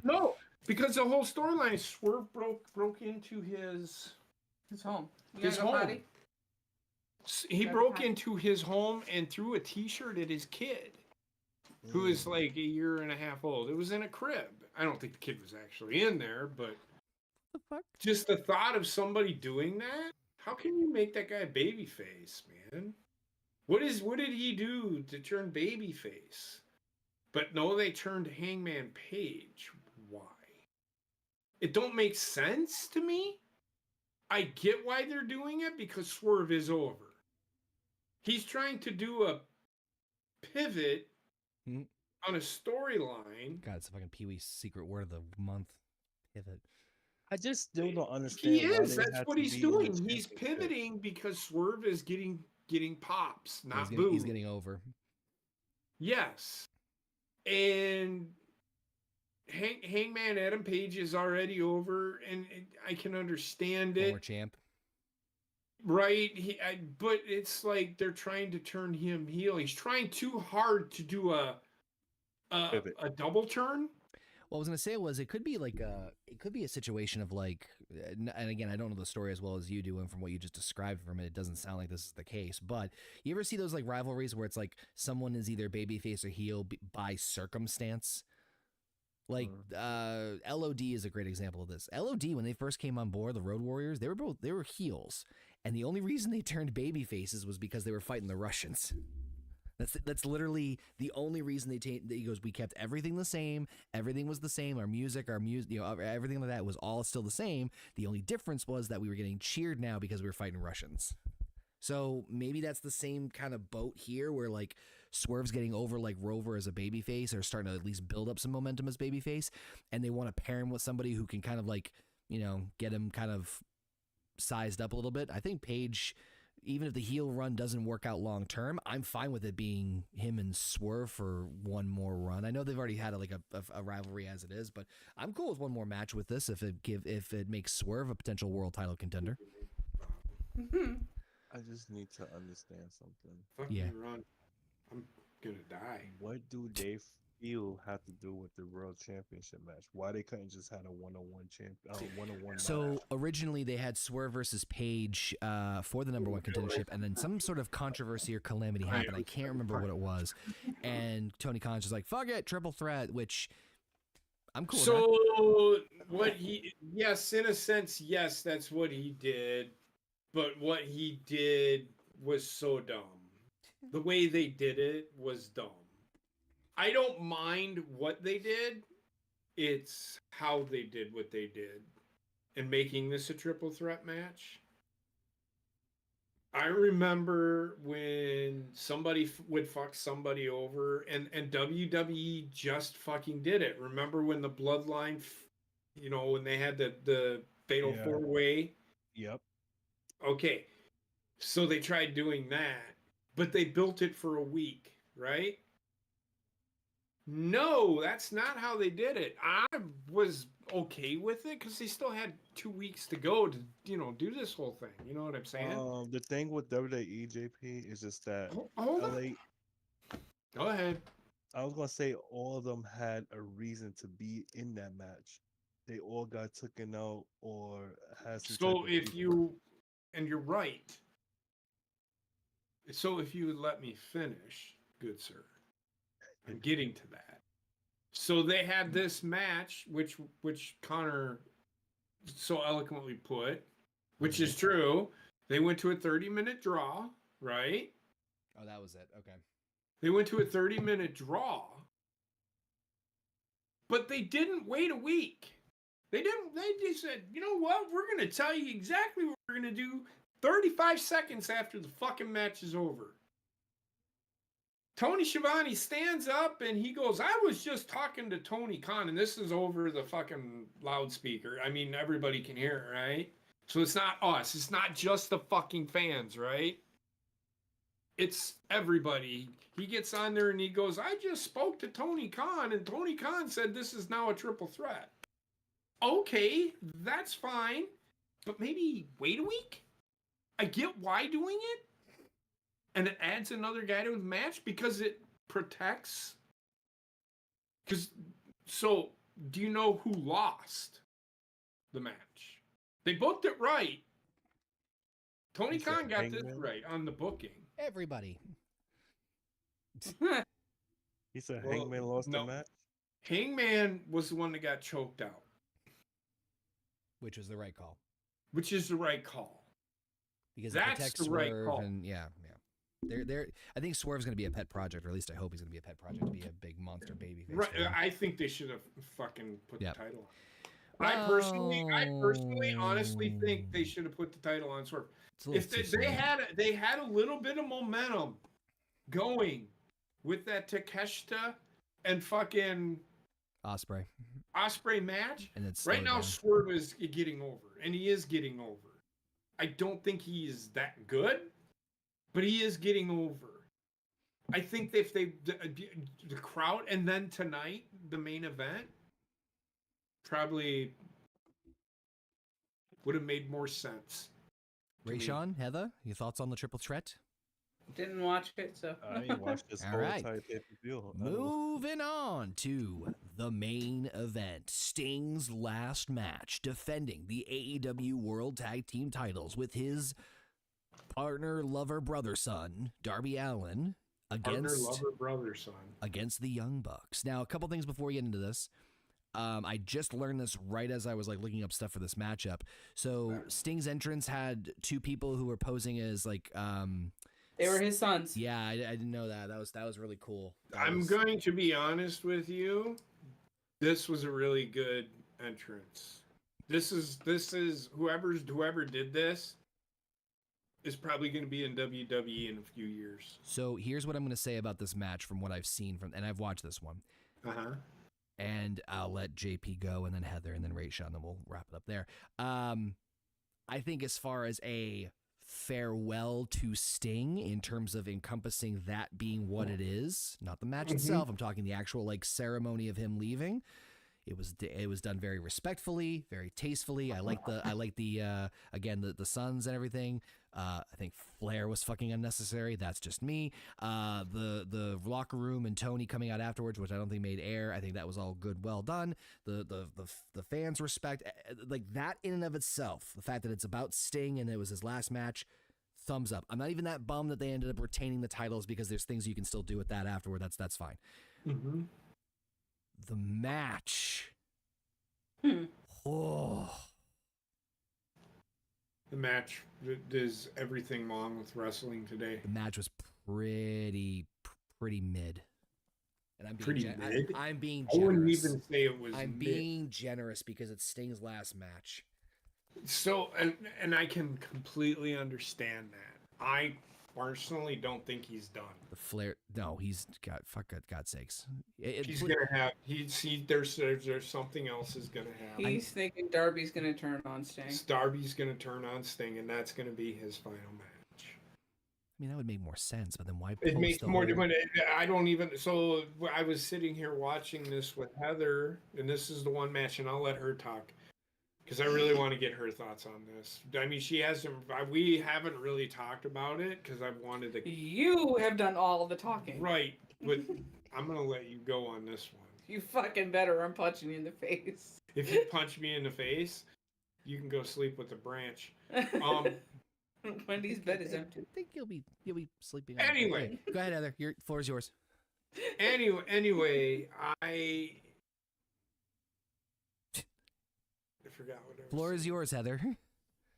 Darby Allin and Sting. Yeah, I think they're gonna turn Darby Allin on Sting.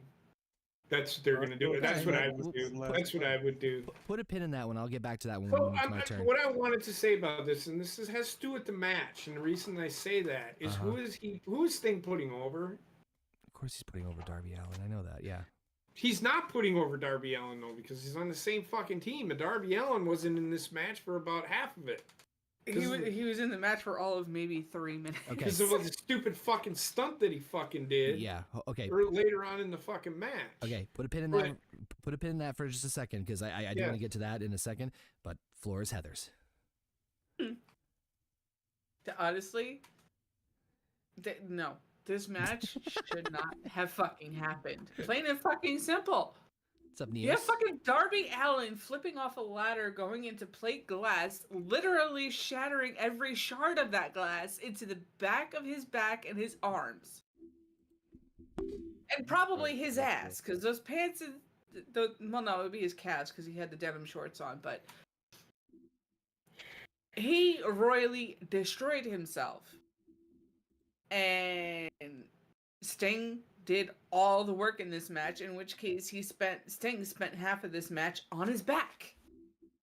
But this is a good send-off for him. Not the match. Not to mention, the first half of his farewell speech got cut off. We'll get to that. Save it. Oh, Save God. that. Don't go too far. I get where you're going. And I just, but that part I want you to hold off on. No, let her if she wants to go off. No. We'll get there. I promise you, because I'm gonna let her go again. Because I'm lucky probably her. going to agree with her. But why? Let's go back to the fucking. Let's go through plate of glass. Why? What is that, sir? And if this was Sting saying, Darby, why don't you just Go fucking crazy. you want to kill yourself? He said. So he said in a promo, Darby Allin said, "I will die doing one of your matches." No, in your final match. I would die in your final match. And then, yeah, that's something to that effect. Something That's like exactly that. what he said. Right. So Heather is more coherent than I was on that. But come on, man. Why are we doing that? Well, I get it, but you don't say that. I think this guy was literally going to. This is why I'm so pissed at AEW right now. You're literally gonna have a guy who and he is an icon. He is up there with. When you say icon, I can associate Sting as an icon. Now I'm going to preface this with Sting and there was a little thing going around. Darby Allin, Sting wanted to do all of this. This is what Sting wanted as a match. I'm going to preface this, but why? Why was it so important for? Because you want to see Darby Allin see if he can die. See if he actually would kill himself in a fucking match. Like why is that something? This thing from 1985, 1986, 1987 would never say something like that. Ever. Sting's greatest fucking match I have ever fucking seen was him and Ric Flair. And yes, it's because Ric Flair was in that match. But I thought, was going to be the next fucking Hulk Hogan. But Hulk Hogan screwed that over. It never even really panned out. I mean, he was a great baby face. Probably the greatest storyline, one of the greatest storylines WWE or WCW or NWA has ever done. You know, the Bloodline story is the greatest. It's the Four Horsemen and Dusty Rhodes story. That's what they're doing with the WWE. Do you remember? You know the storyline, right, Connor? Mm-hmm. There's a 3-year running fucking storyline, and they made it fucking work forever because Dusty was that fucking over. Sting is in the same boat as the guys. That is how good Ric Flair made Sting look that night. They're trying to fucking build Sting that night as the next big baby face. And I think if they would have just left well enough alone, I personally think that Sting would probably be the face of wrestling today. If they would have left well enough alone in WCW and whoever took over after the Ted Turner, finding somebody that knew how to fucking run a wrestling show. He had somebody in Jim Cornette. He had people there. And then he just shit all over himself. Man, Eric Bischoff tried. But I'm talking about Sting. Sting, they could have had Sting. I mean, come on, man. He was so over. I grew up watching this guy as a kid and thinking, this guy is my guy. This is who I want to be like someday. And then tonight, man, I don't know what the fuck it's the opening of it was great. I thought it was great.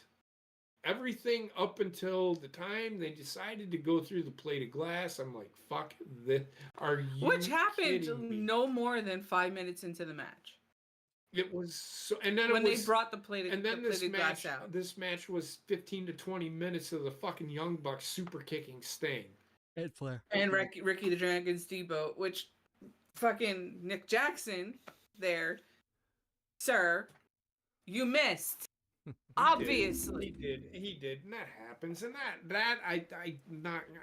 it happens. However, that's on the TV, that's on the camera guy fucking that up, or whatever. Well, I can't really show the camera guy either. It was a botch. It happens. It's the producer who told the camera guy to be in the wrong spot. Well, was he in the wrong spot? I don't know. If he had stepped to the left 2 steps, it would have hidden the fact that his foot went just flying past and his head. I understand that, but they're probably will get this shot, and which is a good shot as long as the guys performing the act don't fuck it up and make it look like you're hitting the faces. That's the point I'm trying to get across. It just turned into that. That's what it turned into, and he kept kicking out of shit. Sting ended up finally winning. And then on top of that, you have fucking Matt Jackson holding the title and Ric Flair in the ring covering Sting, and he's just standing there with the title. Move, motherfucker, move, motherfucker. You want to be a real fucking heel? Use the fucking belt on Ric Flair. Ric Flair would have done it. You can tell, honestly, it would have been a better storyline if he would have fucking done it. Yes. Because it would have been telling a better story than what the fuck they were telling in the fucking ring. It had nothing to do. And if this is what Sting wanted, more power to him, man. But then go ahead. But then them still fucking super kicking Ric Flair out of the ring as the super party kick. I mean, yeah, hit him anyway. Use the fucking belt. Save some fucking time. Agreed. And then the fucking super kick party on Sting with the, we're not sorry. We don't love you. Shut the fuck up. Go the fuck home. You are overrated. You are washed up. You don't belong in the fucking business anymore. Thank you. I'm not going to say all that, but I will say that they should not be where they are. They shouldn't be they shouldn't be EVPs.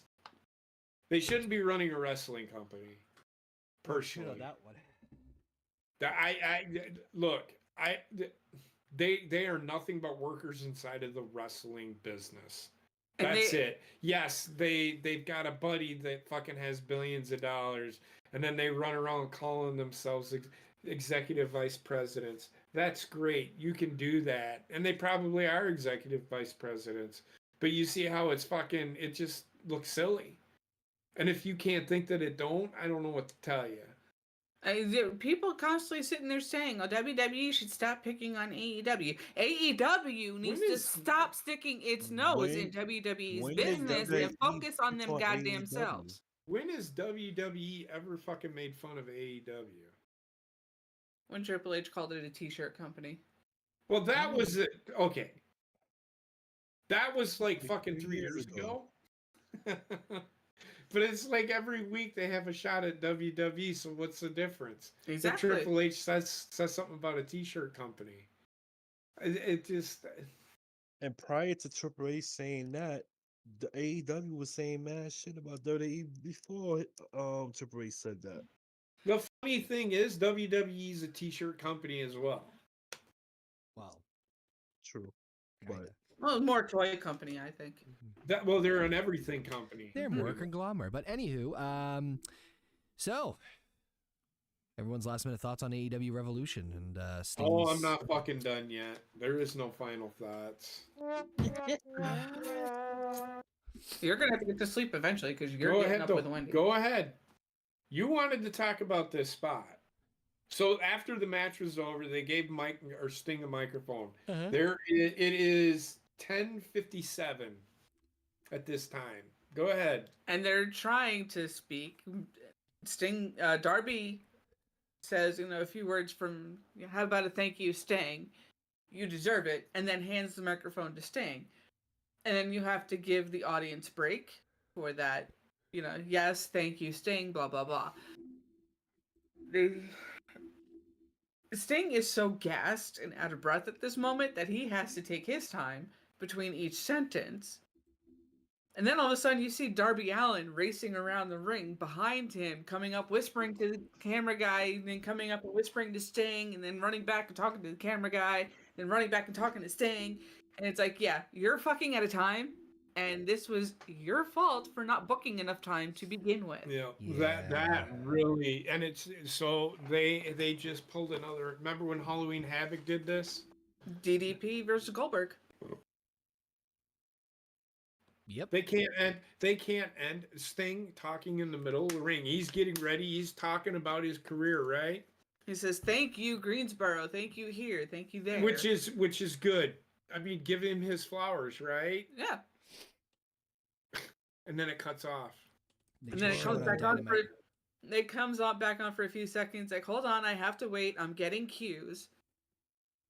Wow. And then nothing after that Then for nothing. for us anyway. I'm sure they'll have something out. If they don't, and they do show something that happened, or we can't show this to you, yeah, they're doing something else with this thing.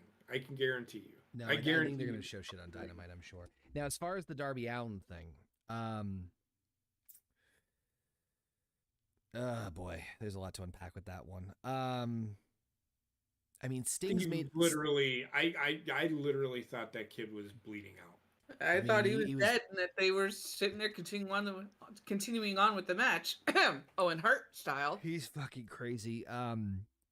I think they might have done this to also write Darby Allin off as well, because isn't he going to climb Mount Everest or something soon? Like he's going to be taking. He was going to, but he canceled that. Oh, all right. Then. Oh, well, okay. I didn't know that. But Yeah, anyway, but I don't think Sting and Darby's happening. As much as that would make a lot of sense, and I could see them doing that, I don't think they're going to. I think Sting is too much more of a man of his word than anything else. he said he was going to retire the last time he said he was in fucking wrestling. I know, but that was also because WWE medically told him he couldn't compete. Okay. Right. This is him Not- walking away on his own terms. But I don't buy that. After what I seen him to do, dude. After what I seen him do, after what I seen him do tonight, he. Okay, so I mean, okay. So if I'm wrong, I'm wrong. Then I think they'll do what? Him and Darby at Wembley? Probably. Yeah. All right. Because I think that would be one of the only times honestly, he's performed overseas. Honestly, I mean, just one time. He didn't have to go. They didn't. How long was this match? Like 15, 20 minutes? This match was. I can pull it up. Or close to it. 21 minutes. So yeah, so It was almost shorter than the vignette they showed for Sting. Yeah. If I would like to see Sting finish in just like a match that he would have wrestled in, I know he wasn't ever going to be 1987 Sting. No. But an older version of the Sting that I remember, that everybody remembers, You're most people not gonna get that. And sadly, I understand that. But he can do it. He can do it for 5 fucking minutes. If he can fucking fall off a fucking, if he can take bumps off a fucking goddamn table, don't feed me a line of shit that he can't fucking run around the fucking ring. If he can do this shit, he can do that other shit. It's not even just taking the bump on the table. It's taking the bump on the table and practically no-selling it. Yeah, that too. That's my point. If this mother, come on. I don't care if that's a pre-broken table or not. That shit's still gonna hurt. And I don't you don't just in theory, you just don't pop up at 62 fucking years old either. No, I barely do, and I'm 37. Christ, I swear to God, I wake up like this every fucking morning. When I go to get up now, I have to throw my entire body up, almost throwing myself into the wall. Just saying, man. It's hard for me to get. Yeah, no, we were just talking about that Kratos, that fucking Darby nearly destroyed himself at the last spot. Yeah. I thought he was dead. I thought he was literally bleeding out. I really did. I'm like, oh my God, I think he just severed his arteries. Well, I think that's why they took so long, because he might have. And that's because of that wrap around his back. I think he got very close to one of his kidneys. That to me is not exciting. I don't want to see something. It's borderline unnecessary for me. It's not wrestling. It is because you see these spots in wrestling all the time. This level, no. In backyard wrestling, these are the kind Oh. of spots you would see. Yeah, I was gonna say. I get that, but you would see little things like this WWE has done. By the way, Kratos just informed me, I wasn't aware of this, and thank you for the heads up on this, Kratos, that it has been made official that the AEW tag team titles have been vacated. They were vacated on the medium screen. And I kind of figured. Yeah. Telling you. It irks the fucking shit out of me that they do big shit like that when the feed is. It's better to do it in front of a fucking live audience, not a bunch of fucking reporters that just go, oh my god, I'm gonna suck your dick, Tony. Pulls the rug out from underneath them. I get it. I just feel that they should have had dropped the title to another team. Shouldn't have been the And Bucks. The last pay-per-view. No. Fuck the Bucks. It shouldn't be the Bucks. If they wanted to have a tag team match with the Bucks with Sting last go around, fine. Let it be, but not for the title. If you just gonna fucking vacate it. The adding of the tag titles and the Young Bucks were just trying to put more flaring and pomp and circumstance on the match. Sting's last match is what sold this pay-per-view, right? This is basically the big drawing factor. That's all what that was. Well, that's right. Every pay-per-view, at least that's what it should be. Right. That one match that sells the pay-per-view. Sort of was, and then they just added the tag matches, the tag titles, and then the Young Bucks on top of that, just to like, let's double down or triple down or whatever. But anywho, yeah, Revolution was just kind of farting in the wind, almost, with the exception of Ospreay and Takeshita. Yeah, it wasn't very good. It was not a very good show at all. It was like watching two monkeys fuck a football bat. You've seen that? Or old people fuck. That I've seen. Or me getting up in the morning. I've seen that It was too. terrible, man. Now, again, like you said, the Takeshita Ospreay match, pretty good. Was it 5 stars? I mean, there was this spot in there where they did really good chain wrestling. Yeah. And I did want to talk about that one spot. Takeshita did a fucking we're all fucking young. And in natural reaction, Ospreay did a clothesline. It was actually a pretty good flow of wrestling, but again, wasn't. It ended on a wet fart. It didn't end on a wet fart. I mean, they went, like I said, they just went and full on dove into a fucking vat of gasoline that was on fire.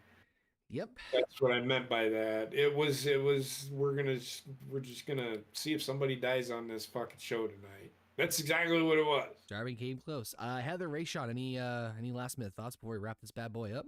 I know neither of you saw the entire pay-per-view, but just your thoughts on the direction of AEW or some of the decisions they might have made.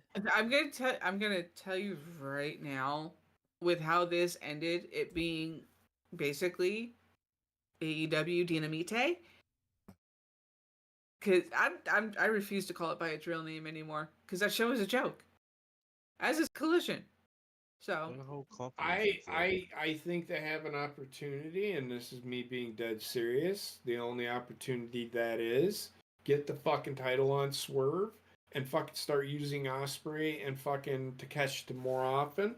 Wrestlers like that are gonna make AEW better. But until then, they're just gonna be a bunch of shit that shows up on fucking Wednesday and Saturday night. I think Ospreay's going to challenge for the belt at Wembley. Just throwing that out there, but anyway. And that's fine. He'd be right to. And that's fine. But I'm not saying put the title on fucking Ospreay. I'm saying put the title on fucking Swerve. Yeah. Anyway. Well, I'm just telling you, there's an opportunity there. So they just gotta fucking apply it. Wow. Go ahead. That's a lot of wrestling what-ifisms and decisions and whatnot. Thank you, Kratos. At least you got it. I don't know what the fuck you're talking about. Yes, It's a movie. I got the reference. It's basically Red Riding Hood being investigated for her missing grandmother. Never. And crimes like that. It's a newer. It's a B-roll movie for sure. Illumination. Yeah, it's definitely. It's made by Illumination, which Despicable Me is made by too. So with that being said, I think that's pretty much going to wrap it up for us because all we really going to talk about was Revolution, and we ended up taking this like nothing going to happen stream into a almost 2-hour stream. So that happened. We're good at, man. Come on. Guess so. Thanks, Ray, Sean, JP, and Heather for all joining. Everybody in the chat also joined this fine evening. We will be back Wednesday for Tiny Tina's last one. Maybe. Yeah, maybe. Depends on maybe not. basement. And then of course we got HGGM mode with Elimination Chamber next week, and at some point next weekend I will be getting my hands on 2K24. So I'm sure we'll be doing some 2K24 gameplay, even just like kind of fuck around and find out. Trying to break the game. Yes. Yeah, well, I'm sure we'll have some fun with it, but I don't think I'm gonna get the early release. I'm probably gonna get it when it gets. Early release. I'll probably get it when it comes out on the 8th, so probably towards the end of the week. But Is it the 8th? I thought it comes out on the 5th. well, if you order like the 40-year WrestleMania edition, you can get it 3 days early. But I'm not gonna fucking bother. I'll just wait. I'll just wait. That's Okay. broke as shit. Anyway, thanks for everybody tuning in. Appreciate it. We'll see you guys real soon. And until then, let us know your thoughts about Revolution in the comments below, or Dinamite as Heather calls it. Until then, peace out.